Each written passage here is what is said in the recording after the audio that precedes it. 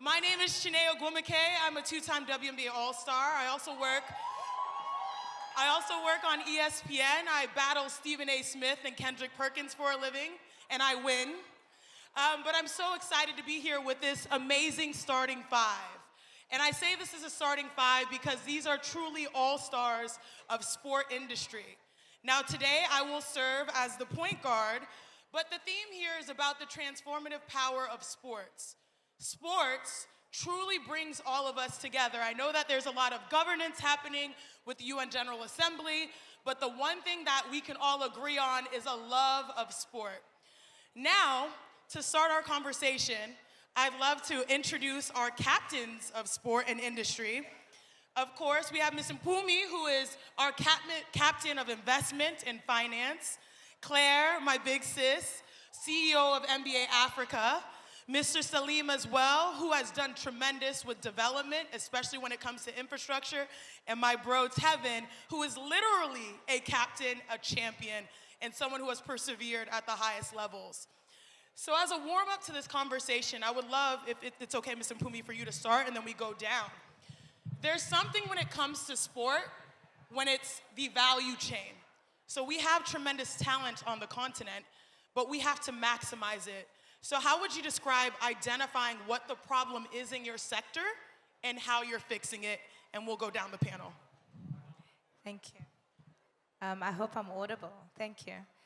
Yeah, so you're right. So I love the way that you're asking the question around the value chain. Because in fact, when I think about sport, I think about it as an ecosystem. And it's an ecosystem that is just not about the athlete, but it's an ecosystem that is about everything that is around the athlete, whether it's the medical team, whether it's the coaches, whether it's infrastructure, and then it's media, right, and agencies, etc. So there's this massive entire ecosystem that is there. And just to your question around how do you then do the identification, for me, I think that as business, when we're coming into this industry to contribute, we should be thinking about it in the same way that we run our own businesses.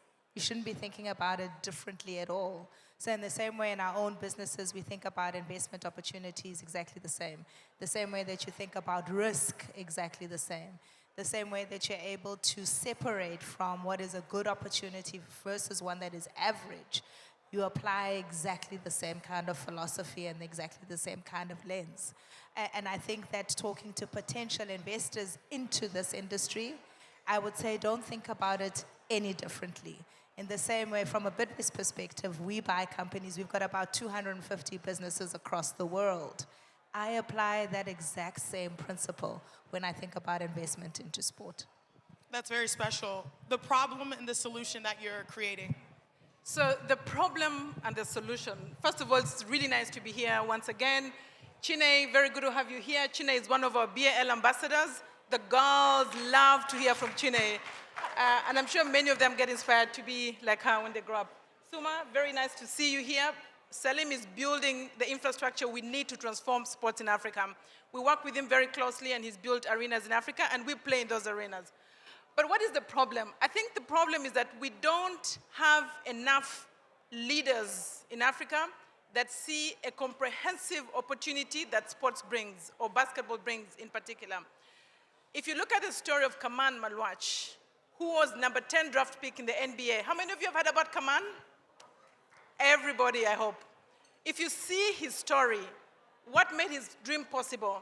Having a plan that enables or grows every ingredient of his plan, of his story, that's what we need. We need places to play, arenas to play. We need a plan to build more arenas in Africa. Can you believe we only have 5 arenas in Africa that NBA finds of standards to play? Only 5 in Africa. We have 54 countries. There's a lot more to do there. Academies. One of the reasons that Kaman Malwach was able to develop his talent was to be in the NBA Academy in Senegal. So we need more academies, more pipelines to develop arenas. We also were able to see him play in the BAL. So he was one of the players in the BAL. He played for a number of teams, including City Oilers from Uganda. And so a comprehensive plan that allows talent to be developed, camps to be built, participation in camps and clinics, and then building a basketball league like the Basketball Africa League. That is what we need. We need the plan that allows that to happen. What are we doing about it as NBA Africa? I think the two biggest contributions that we've seen so far that has enabled dreams like that of Kaman Malwach to happen is one, to have the NBA Academy in Senegal, and number two, to have the Basketball Africa League that allows young Africans that want to play professionally to have a place to play. But it's not only them that benefit. When you have the Basketball Africa League that we've seen, economies benefit, talent benefits. And let me just leave you with two numbers. That number is 250, and the other number is 37,000.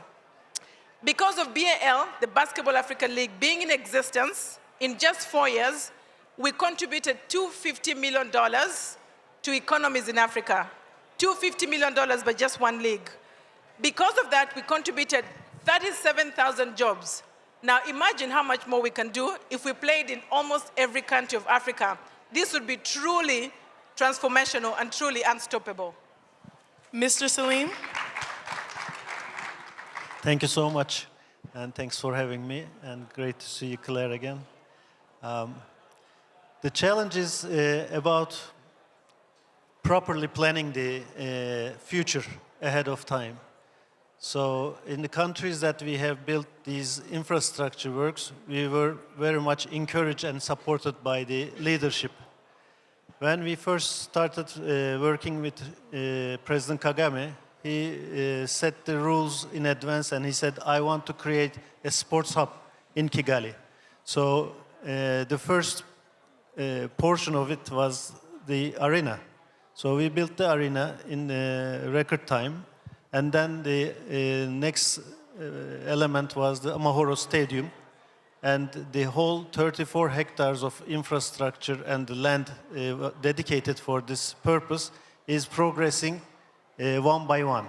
And our good friend Masai Ujiri put his Zaria court next to it. So it's becoming an integrated facility and a nice ecosystem. So this is a long-term planning with fast-track delivery. So the long-term planning was done by the leadership. The fast-track delivery was done by our company, together with Clare, when she was at the head of Rwandan Development Board at that time. So the most important element is to run those infrastructure periodically, non-stop throughout the year.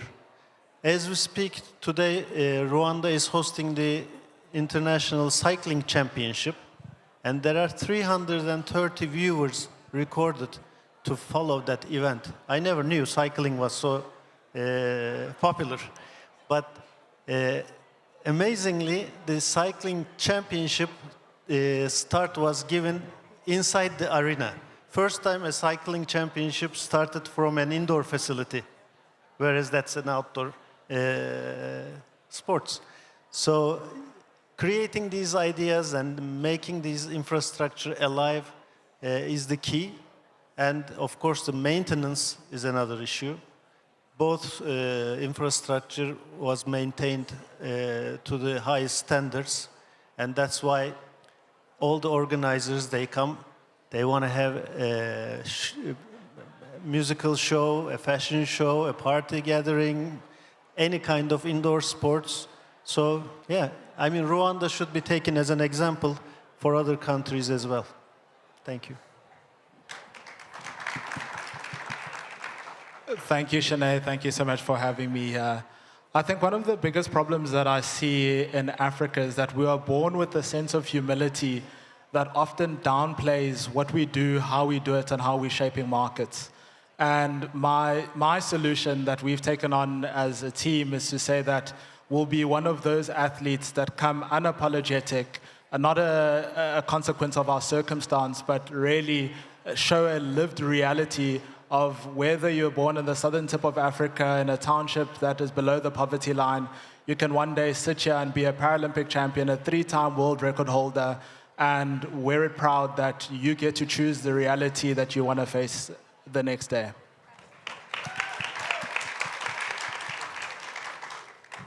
I am a daughter of educators, and we have some amazing individuals on the stage. So I want to take a moment. Can we sort of curb the side conversations so that we can appreciate their time here? So can we have the room just get a little bit more quiet? Can we have the room, please? Can we settle the room a little bit? Thank you. Thank you so very much. I appreciate it. My mom would be like, back in the class. We have some three major themes here when it comes to sport development. And we all know the phrase, if you build it, they will come. If you build it, they will come. Well, we are so fortunate to have someone that has literally accomplished that right here on this platform, Mr. Selim. I don't think people understand a visionary who built an arena in 6 months on the continent. I was very fortunate and privileged alongside Clare to see it in Rwanda just a few weeks ago. And on top of it, welcome Zaria Court, the ecosystem of sport. So if you want these athletes to truly fulfill their potential for sport, it starts with the court, it starts with the platform. Can you sort of make the case for why we should be investing in the infrastructure of sport so that everyone can fulfill their dreams? Well, as you rightly mentioned, without having the infrastructure, there will not be any game, there will not be any event. So the governments need to take this initial initiative and invest in that infrastructure, which later on can benefit from refinancing or naming rights, which in the beginning you cannot really set these out as you wish to happen. So, but you really need a first-class facility so that those other stakeholders can come and benefit from that infrastructure. So I was by curiosity looking this morning how many arenas were built in the continent since 2017.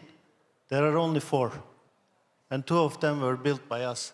So I'm saying, you know, how come the other countries, there are 54 of them, how come the other countries, they are not capable of investing or realizing any projects in that sense? So there's a big question mark in that. So I really would like to know the reason. Then when I'm thinking, maybe they are not really choosing the right partner to execute those projects, because I know that certain projects were initiated a couple of years ago already, and it's still not been inaugurated. And you know most of them, Claire. And so you really don't want to jeopardize your sports industry with wrong partners when it comes to major infrastructure execution. So I think the key word here, choose your partner, choose the right one. Yeah, thank you. Can I add something there? So I think building arenas and infrastructure is crucially important, because we've said only 5 countries have the right standards. So that's extremely important. But building arenas is not enough. I think managing arenas like a business is crucial as well. We've seen places where you build infrastructure, you abandon it, you do 1 game, 2 games. But then we've seen arenas that when you manage them well, as a business, is actually a very good business opportunity. When I was talking to Kyle, who manages, QA Ventures, they manage arenas in Kigali, but also Dakar. They told us only 25% of the occupancy is basketball related. The other 75% of the occupancy is something else that is not basketball.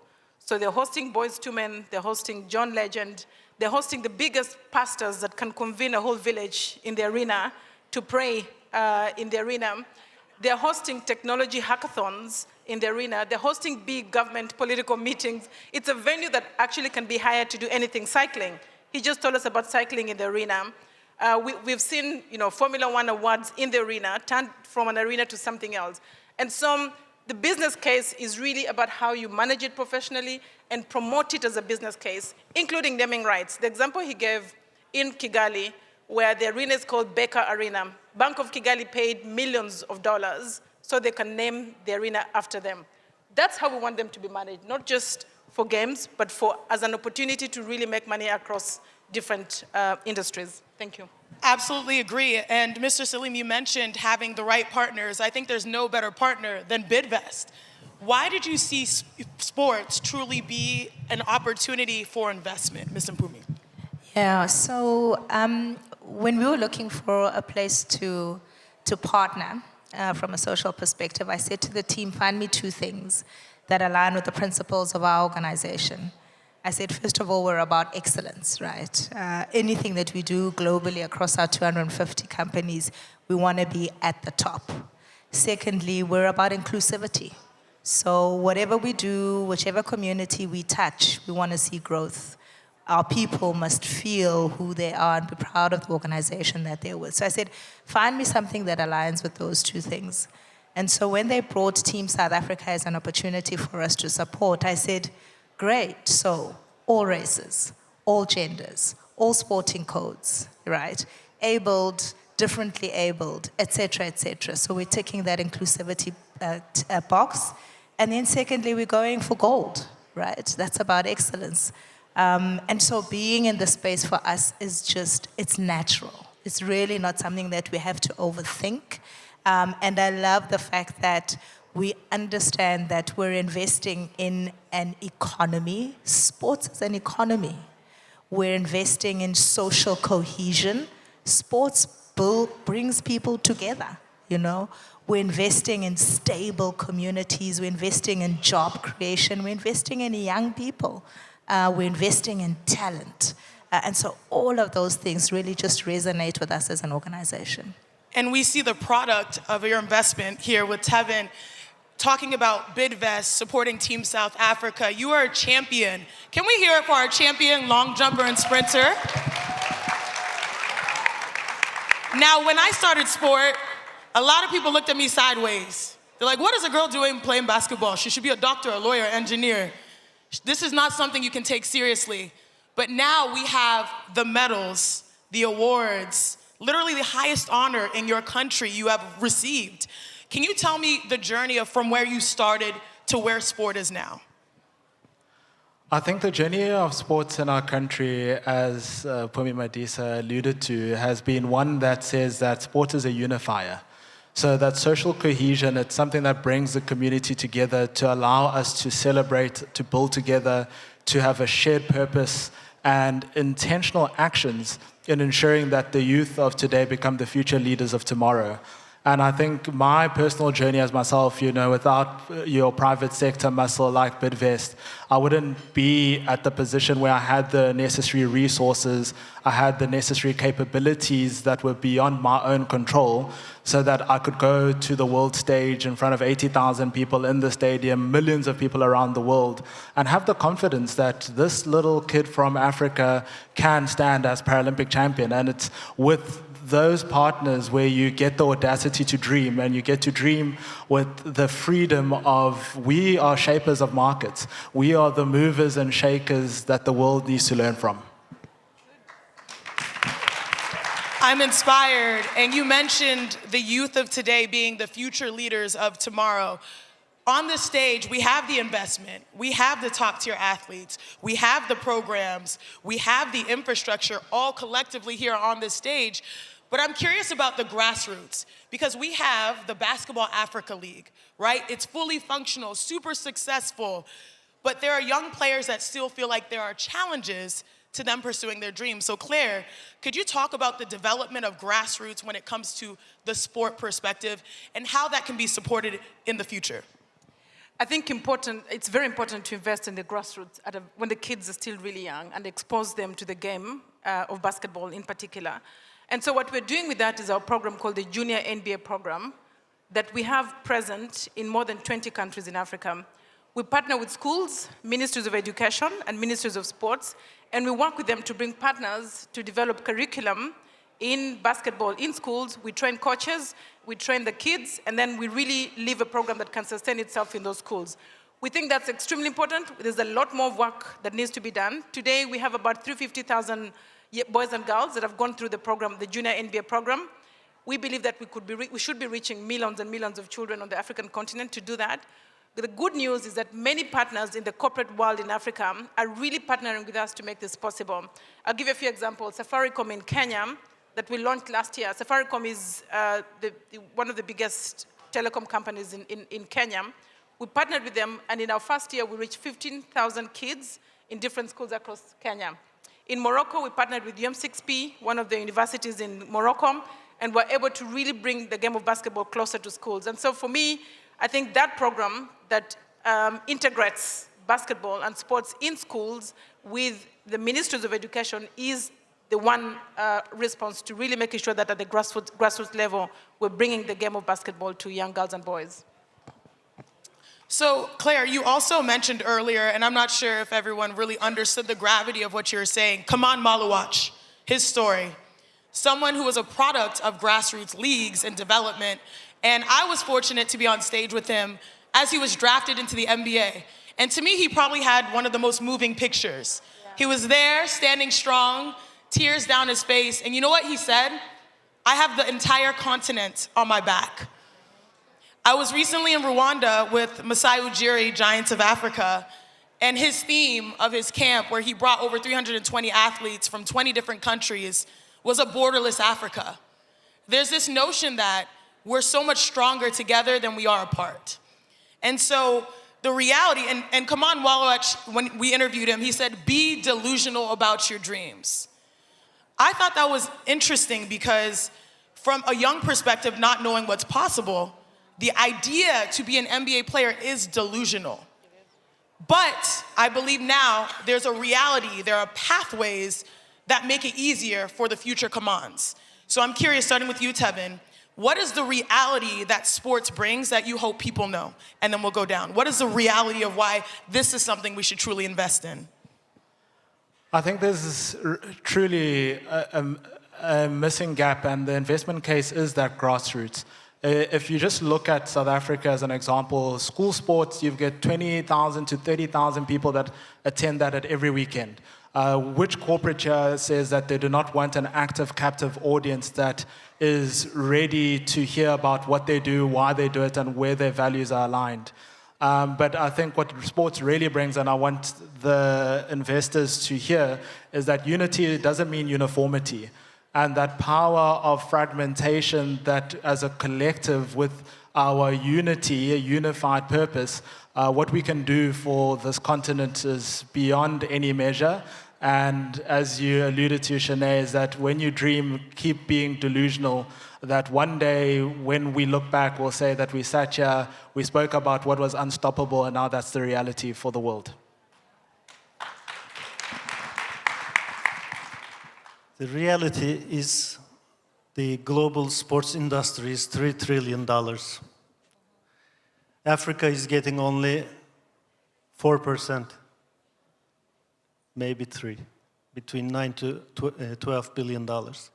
So, so much to do, and Africa can make so much out of this idle capacity that unused, and with 1.4 billion population and average age of 19 of the continent.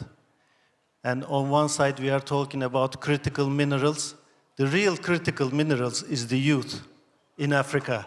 So that needs to be mined first. And with that kind of a talent and the capacity, this $3 trillion industry should be mostly used by the African countries and African people. Thank you. Great. I'll say two things. One, we know that Africa is one of the fastest growing regions economically, but sports is growing twice as much as GDP on the continent. Sports is growing, the sports economy is growing at 8%. GDP in Africa is growing at an average of 3 to 4%. There is the opportunity to invest in sports. The second thing I'll say is we are all aspiring to become one Africa. We've talked about the African Continental Free Trade Area, where we integrate goods, services, and people of Africa. Sports is already doing that. If you look at the BAL that we host in 4 countries in Africa, imagine how many people from both players, talent, coaches, fans, travel from one country to the other in order to experience the game of basketball. Look at the merchandise that the fans wear that is produced and sent from one customs territory to the other. We're moving goods and services across the continent. Look at broadcasting. You know, people that watch across every country in Africa. We show our games in 54 countries in Africa, but we play in 4. The rest of the continent is able to watch because there's movement of broadcasting services or streaming services across the different countries. And so if we talk about AFCFTA, let's talk about sports. Sure, that's beautiful. I've got a very, very strong view that business on the continent must disproportionately invest in sport. And the reason for that is that, there's certain things that the continent has been endowed with just naturally. So we speak a lot around the minerals on the continent, and then we're very critical around the fact that they're extracted and then we buy them back.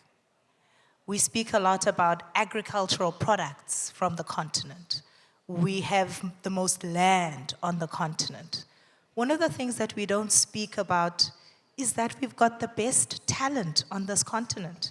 How do you have a continent with the least infrastructure in general, and then the least infrastructure for sport, produce some of the best athletes in the world? How does that happen? How is the fastest man on the world today 100 meters from Botswana?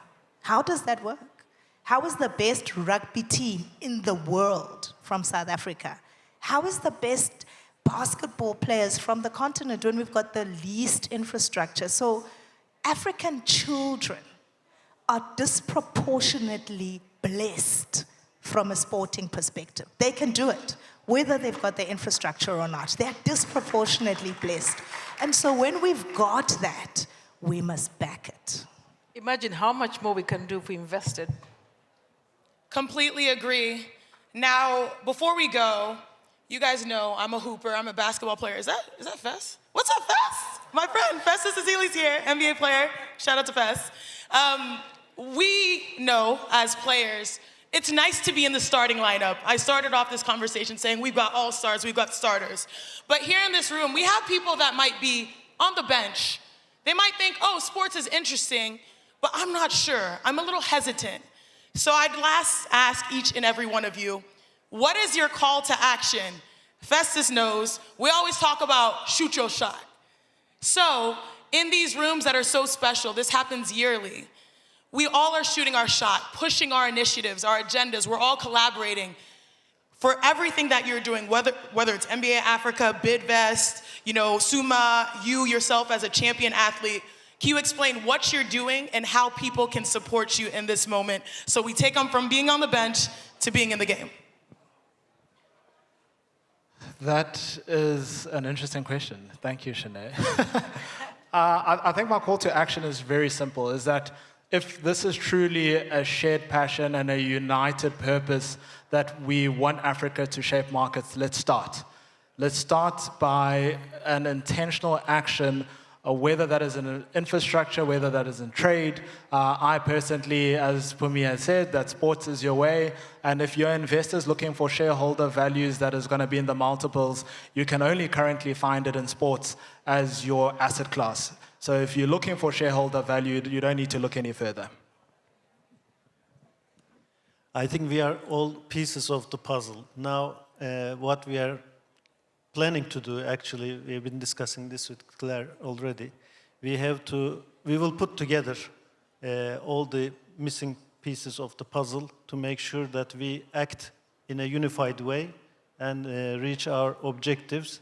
Today, I'm sure if we get together and ask few countries and governments and heads of states to build their arena in a very short time, I'm sure we will have a list of 10 countries at least.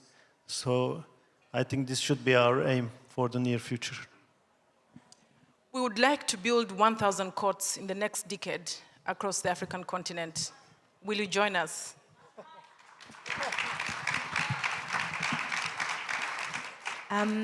My call to action is for business to put more money into sport, but apply our business principles and fundamentals, right? We work on outcome and output and KPIs.